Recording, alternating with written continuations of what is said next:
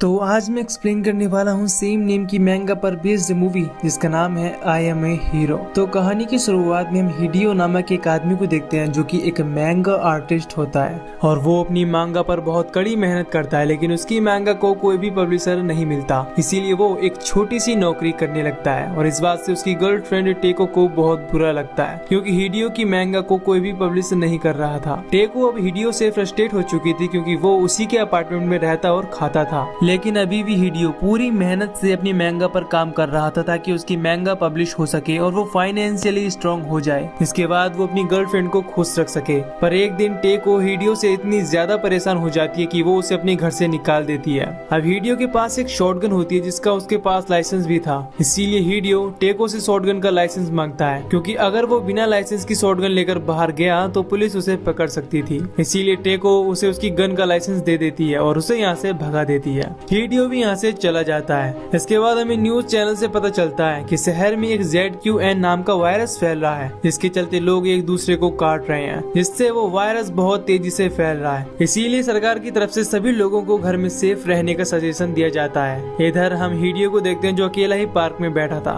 क्योंकि उसके पास घर नहीं था, वो अब बेघर हो चुका था। अगले दिन हिडियो अपने ऑफिस जाता है जहाँ पर हम उसके बाकी के कलीग्स को देखते हैं। इनमें 2 लड़के और एक लड़की थी और एक इनका बॉस था। यहाँ हमें ये भी पता चलता है कि इनके बॉस और इस लड़की का अफेयर चल रहा है, यानी कि इलू इलू। खैर अब ये सभी मैंगा को जल्दी से जल्दी खत्म करने के लिए यहीं पर रुक जाती हैं और यहीं पर हिडियो की आंख लग जाती है। लेकिन तभी उसे उसकी गर्लफ्रेंड टेको का कॉल आता है और वो कहती है कि मैंने तुम्हें गुस्से में कुछ ज्यादा ही कह दिया, तुम वापस आ जाओ। अब हिडियो को उसकी आवाज सुनकर ऐसा लग रहा था जैसे वो बीमार हो। अब क्योंकि ज्यादा रात हो गई थी इसीलिए हिडियो टेको के घर नहीं जाता, लेकिन अगली सुबह तुरंत वो टेको के घर आता है और टेको को दरवाजा खोलने के लिए कहता है, लेकिन टेको दरवाजा नहीं खोलती। इसीलिए हिडियो टेको को कॉल करने की भी कोशिश करता है लेकिन टेको कॉल पिक नहीं करती। लेकिन जब वो लेटर बॉक्स की जगह से अंदर झांकता है तो पाता है कि टेको बहुत अजीब तरीके से हरकतें कर रही है। हिडियो टेको को आवाज लगाता है जिसे देख टेको अजीब हरकतें करते हुए हिडियो के पास आती है और उस पर अटैक कर देती है। हिडियो टेको से अपने आप को बचाता है और उसे वापस घर में कैद करने की कोशिश करता है, लेकिन टेको अपने हाथ और पैर दोनों से उस पर हमला कर देती है और वो दरवाजे को अपने दांतों से काटने भी लगती है, जिस दौरान उसके सभी दांत टूटकर गिर जाते हैं। इसके बाद टेको हिडियो को उठाकर घर के अंदर फेंकती है और उसे मारने लगती है। वो उसके हाथ पर काटने की कोशिश करती है पर हिडियो अपने आप को बचाने की कोशिश करते हुए टेको को धक्का दे देता है, जिससे टेको के सर में हिडियो का एक अवार्ड घुस जाता है, जिससे उसकी मौत हो जाती है।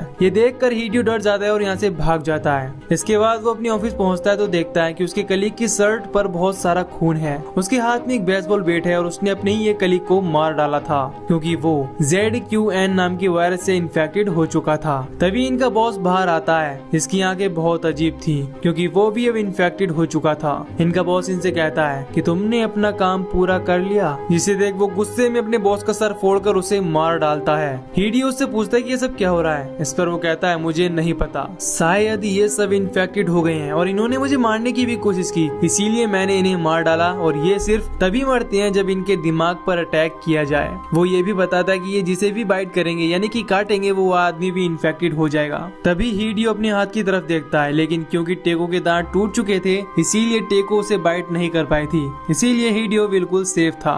तभी हिडियो का कलीग वो भी ज़ॉम्बी बनने लगता है क्योंकि उसे भी बाइट कर लिया गया था, लेकिन क्योंकि वो अभी अपनी कॉन्शियस में था इसीलिए खुद ही अपनी गर्दन काटकर अपने आप को मार डालता है क्योंकि वो ज़ॉम्बी नहीं बनना चाहता था जो बाद में और लोगों को मारकर उन्हें खाता और इन्फेक्ट करता। हिडियो ये सब देखकर डर जाता है और यहाँ से भागने की कोशिश करता है, लेकिन तभी उसकी एक और कलीग यहाँ आती है जो कि इन्फेक्टेड थी, जिसे देखकर हिडियो यहाँ से भाग जाता है और टाउन की तरफ दौड़ता है। वो देखता है कि शहर के ऊपर बहुत सारे मिलिट्री हेलीकॉप्टर्स और प्लेन्स उड़ रहे हैं, इसका मतलब पूरे शहर में इमरजेंसी अलर्ट हो चुका है। धीरे धीरे हिडियो आगे जाता है और देखता है कि सभी लोग एक एक करके वायरस की चपेट में आ रहे हैं और वो एक दूसरे को काट रहे हैं। ये सब देखकर हिडियो अपनी जान बचाने के लिए एक टैक्सी के पास जाता है और ड्राइवर को दरवाजा खोलने के लिए कहता है। तभी हिडियो के पास एक लड़की आती है जिसका नाम हिरोमी होता है और वो ज़ॉम्बी से बचकर भाग रही थी। तभी इनकी तरफ एक ज़ॉम्बी आने लगता है जिसे मारने के लिए हिडियो अपनी शॉटगन निकालता है, लेकिन उसके हाथ में गन नहीं थी, वो ये सिर्फ हेलुसिनेट कर रहा था। अब ये सब टैक्सी में बैठते हैं, लेकिन तभी एक और आदमी आकर इनके साथ बैठ जाता है और टैक्सी ड्राइवर इन्हें लेकर चल देता है। कुछ देर बाद जो आदमी इनके साथ बैठा था वो ज़ॉम्बी में बदलने लगता है क्योंकि उसे भी एक ज़ॉम्बी ने बाइट किया था। वो इन पर अटैक कर देता है और टैक्सी ड्राइवर को इन्फेक्टेड कर देता है। इसके बाद ये ज़ॉम्बी हिडियो पर भी हमला कर देता है और हिडियो से बाहर फेंकने की कोशिश करता है, लेकिन ये ज़ॉम्बी हिडियो को पकड़ लेता है, पर हिरोमी उसकी मदद करती है। इसके बाद हिडियो इस ज़ॉम्बी को लात मारकर गिरा देता है और ये ज़ॉम्बी मारा जाता है। कुछ देर बाद टैक्सी ड्राइवर भी ज़ॉम्बी में तब्दील होने लगता है। ये टैक्सी ड्राइवर इमोशनल हो जाता है और कहता है कि 30 साल में उसने कोई भी कानून नहीं तोड़ा। इसके बाद ये टैक्सी ड्राइवर कानून तोड़ते हुए गाड़ी की स्पीड तेज कर देता है, जिससे इनका एक्सीडेंट हो जाता है। हिडियो और हिरोमी दोनों बेहोश हो जाते हैं और जब इन्हें होश आता है तो इनके पीछे पूरा शहर था जो ज़ॉम्बी की दहशत में तबाह हो चुका था। इन्हें पता चलता है कि ये वायरस बहुत तेजी से फैल रहा है, इससे ये लोग अपनी मेमोरी को तो भूल जाएंगे लेकिन उनका प्रोफेशन उनकी बॉडी को नहीं छोड़ेगा। जैसे कि अगर कोई एथलीट है तो वो ज़ॉम्बी बनने के बाद भी वैसे ही हरकतें करेगा। इन्हें ये भी पता चलता है कि अगर ये माउंट फूजी पर जाएं तो वायरस खत्म हो सकता है, इसीलिए ये माउंट फूजी पर जाने का डिसाइड करते हैं, मगर रात होने की वजह से एक सेफ जगह पर छुप जाते हैं और अब तक ये दोनों एक दूसरे को पसंद करने लगे थे।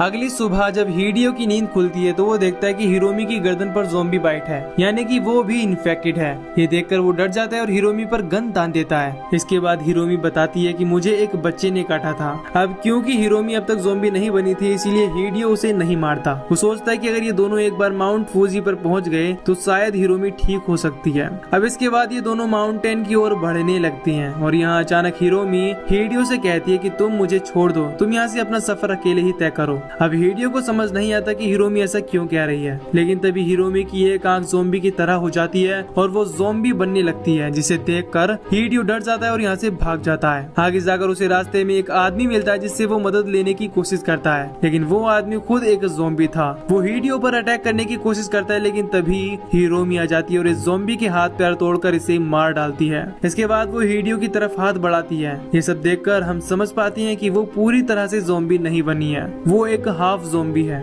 खैर बहुत समय तक जैसे तैसे करके ये रूखा सूखा खाकर जंगलों में ही समय बिताने लगते हैं और अपना सफर जारी रखते हैं। एक दिन ये दोनों मेन रोड पर आते हैं जहाँ पर हिडियो को एक शॉपिंग कार्ट मिलता है, जिसमें वो हिरोमी को बैठाकर आगे बढ़ने लगता है। तभी वो एक मॉल पर रुकता है और देखता है कि वहाँ की हालत भी खराब है और सब कुछ तबाह हो चुका है। यहाँ पर हिडियो नए नए कपड़े पहनता है। तभी यहाँ इसी शॉप का मालिक आ जाता है जो कि पूरी तरह से ज़ॉम्बी बन चुका था। वो कहता है तुम्हें क्या चाहिए। इसके बाद वो हिडियो पर हमला कर देता है, लेकिन तभी यहाँ पर सुगुमी नाम की एक लड़की आती है जो उस ज़ॉम्बी को मार देती है और हिडियो की जान बचा लेती है। सुगुमी यहाँ अकेली नहीं थी, बल्कि सुगुमी की तरह और भी लोग थे जो यहाँ इन ज़ॉम्बी से बचकर रह रहे थे मॉल के टेरेस पर, ताकि ज़ॉम्बीज इनके पास ना आ सके।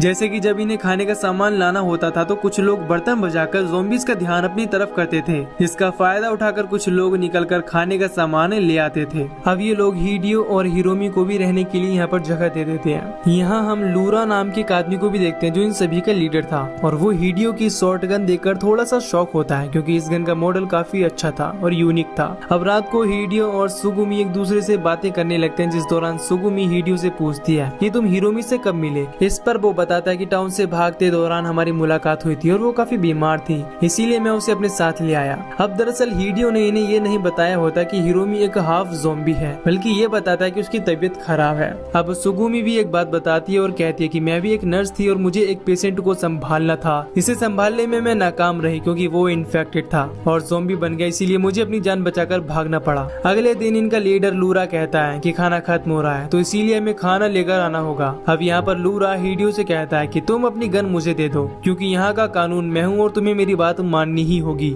हिडियो उसे अपनी शॉटगन देने से इनकार कर देता है। इस बात से लूरा और उसके साथियों को बहुत बुरा लगता है और वो हिरोमी को बाहर निकालते हैं और उसे मारने की धमकी देते हैं, पर क्योंकि हिरोमी हाफ ज़ॉम्बी थी इसीलिए वो अपनी ताकत का इस्तेमाल करके इनमें से एक आदमी को दूर फेंक देती है। इस दौरान उसकी आंखों से पट्टी उतर जाती है और सभी लोग पहचान जाते हैं कि ये एक ज़ॉम्बी है। हिडियो लूरा को धमकी देता है कि अगर तुमने हिरोमी को कुछ भी किया तो मैं तुम्हें शूट कर दूंगा, लेकिन लूरा फिर भी हिरोमी को वो से शूट करके मार डालता है। इसके बाद उसके आदमी हिडियो से उसकी गन भी छीन लेते हैं और उसे बहुत पीटते हैं। अब इसके बाद लूरा के जो साथी होते हैं वो लूरा को धमकी देते हैं और कहती हैं कि तुमने हिरोमी को क्यों मारा, तुम्हें हिरोमी को हमारे हवाले करना था। अब ये सुनकर हम समझ पाते हैं कि लूरा के साथी बहुत ज्यादा ठरकी थे। खैर इसके बाद लूरा के आदमी कहते हैं कि तुम कोई खास नहीं हो, यहाँ हम सब एक जैसे हैं, एक बराबर हैं। इधर हिडियो सुगुमी के पास जाता है जहाँ सुगुमी उसे बताती है कि हिरोमी अभी भी जिंदा है, उसकी धड़कनें चल रही हैं। अब यहाँ सुगुमी हिडियो से कहती है कि मैं हिरोमी का ख्याल रखूंगी। अब इसके बाद सभी लोग मिलकर खाना लेने के लिए जाते हैं और खाना इकट्ठा करने लगते हैं, लेकिन लूरा वो कंट्रोल रूम में जाता है क्योंकि वो अपने साथियों से अपनी बेइज्जती का बदला लेना चाहता था। वो दिखाना चाहता था कि यहाँ सिर्फ एक ही लीडर है और वो है वो खुद।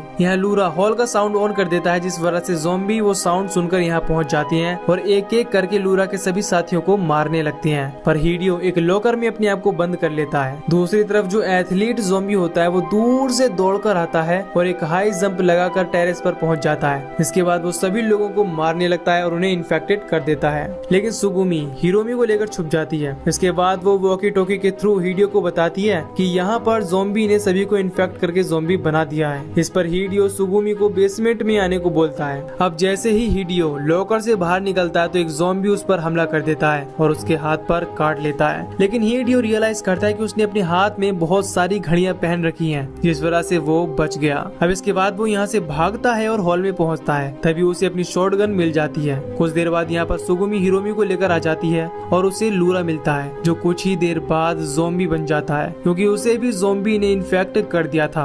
अब यहाँ लूरा खुद ही अपनी आंखें फोड़कर सुगुमी और हिरोमी पर अटैक कर देता है। इसके बाद ये दोनों भागने लगते हैं और तभी हिडियो लूरा का सर उड़ा देता है, जिसके बाद लूरा मारा जाता है। तभी यहाँ पर इन्हीं के ग्रुप का एक आदमी आता है जो अब तक बचा हुआ था। अब ये सभी मिलकर यहाँ से निकलते हैं, लेकिन दोनों तरफ से इन्हें ज़ॉम्बीज घेर लेती हैं और इनकी तरफ तेजी से बढ़ने लगती हैं। इसके बाद हिडियो अपनी शॉटगन लोड करता है और एक एक करके सभी को मारने लगता है। उसके पास काफी बुलेट थी। इस दौरान इनके एक साथी को ज़ॉम्बीज पकड़ लेते हैं और उसे इन्फेक्टेड कर देते हैं और अब बचते हैं हिडियो, हिरोमी और सुगुमी। सभी ज़ॉम्बीज को मारने के बाद हिडियो के सामने एथलीट ज़ॉम्बी आता है। इस पर हिडियो कई बार गोली मारता है, लेकिन वो बार बार उठकर हिडियो पर अटैक करने की कोशिश करता है और फाइनली उसकी बुलेट खत्म हो जाती हैं। अब जैसे ही एथलीट ज़ॉम्बी इनकी तरफ तेजी से दौड़ता है तो हिडियो अपनी शॉटगन से उसका सर फोड़कर उसे मार डालता है। इसके बाद ये तीनों एक कार लेकर माउंटेन की ओर निकल जाती हैं ताकि ये जिंदा बच सके और ये मूवी यहीं पर खत्म हो जाती है।